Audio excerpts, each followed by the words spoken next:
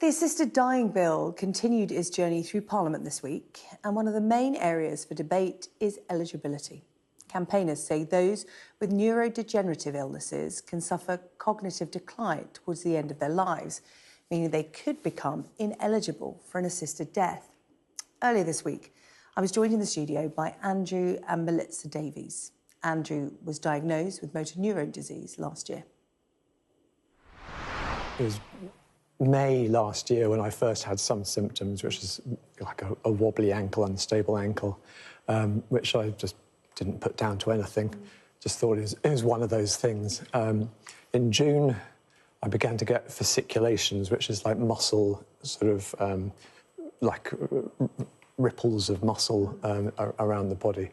If you put that into Google, it comes up with motor neuron disease. That's kind of top of the list. A sort of a limb weakness and fasciculations. So it kind of immediately got us worried about that. When we did have an appointment in October last year, the neurologist was very clear in Oxford. It is motor neuron disease.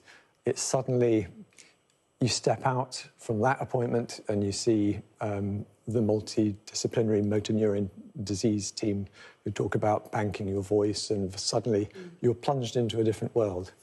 And that smacks you very hard. But at that point, I was still able to go for a walk, with my family, and I could so I was kind of affected, but it was not dramatically changing. It's manageable. It was manageable.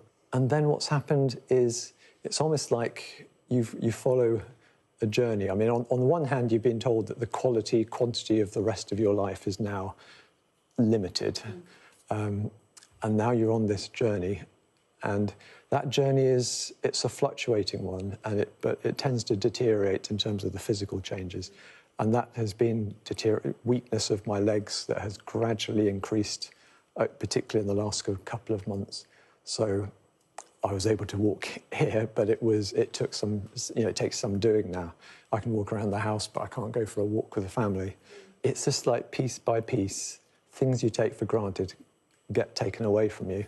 And that is, so you get smacked by the diagnosis of motor neuron disease, but you don't fully, I know what it's like to this point in time. I don't know what it's like down the line, but I know that the path is not a good one.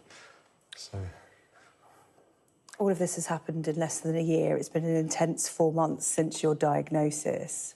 And I would imagine, as a family, you've had lots of conversations about this. You've got 2 children, aged 14 and 12.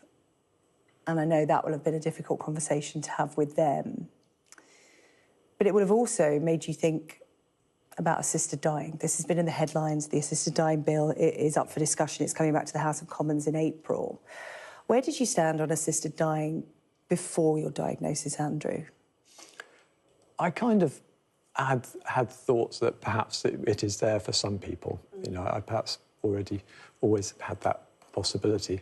But it's something that I hadn't, to be honest, fine-tuned my thoughts as to exactly what are the factors to be thinking about. And did your diagnosis bring it into focus? Where do you stand on it now?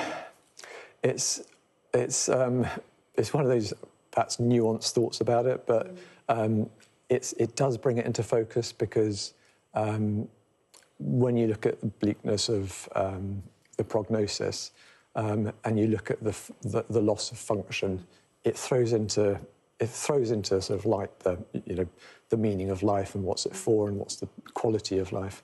So it's moved into, I can see from a compassionate perspective why assisted dying would be, I think perhaps should be present and available for people. Do you like it as an option for yourself? I think as an option, this is not to say I'm going to do it, but it's as an option, because I don't quite know what position I'll be in a few years' time. And I say a few years. I mean, it could be earlier than that, but and that's so. I think at a humane level, having the possibility of an organised genuinely ethical, moral approach to thinking about assisted dying, then I can see why the bill's been put forward. Milica, you disagree with your husband on this, and I'm sure many families, if they were forced as you are to sort of contemplate these kind of discussions, people never think they would have to talk about them in real terms, as a hypothetical theory may be, but in stark real terms, I mean, this bill will not be an option for your family, but it is something you've been discussing. And you disagree with Andrew because, you know, your start in life, you fled the war in Bosnia as a child, and it gave you a different perspective on the value of life. But you don't want this to be the first option for those. Yes, I mean, just to say that, like, we're in 2025 right now, and we're 30 years away from our latest breakthrough development, which was Riluzole, which prolongs life by 3 months. 30 years on from there, to be in a position where this is another innovative option for us. Whereas assisted dying is an option rather than a new drug or new research. Absolutely. I mean, I selfishly would want Andrew for the rest of my life. I do understand maybe if I was in his position, I might think of it as being a good option. I do understand. But there is a luxury of life here. And whilst you have your life, especially motor neuron disease, sometimes, because Andrew has like limb onset, he will possibly go on to maintain his voice, possibly. We can't know for sure, but you've got to really make the most of that voice in your lifetime to make sure that this never happens again. And that we treat this cohort of patients and make that the last cohort that faces 100% death. I really strongly believe that. You know, we have a disease where death is inevitable. The average lifespan is 2 years. We need to change the conversation to research, and research now, for this cohort of patients, helping them now. Well, Andrew and Milica, thank you so much for coming in to tell your family's story. Important voices in this conversation, and I know that you're pushing for greater awareness of motor neuron disease and the desperate need for funding for research and those medical breakthroughs. Thank you so much for your time. Thank you very much. Thank you very much. If I could just mention our petition. Of course, Milica. Of change.org/MND Journey 2025.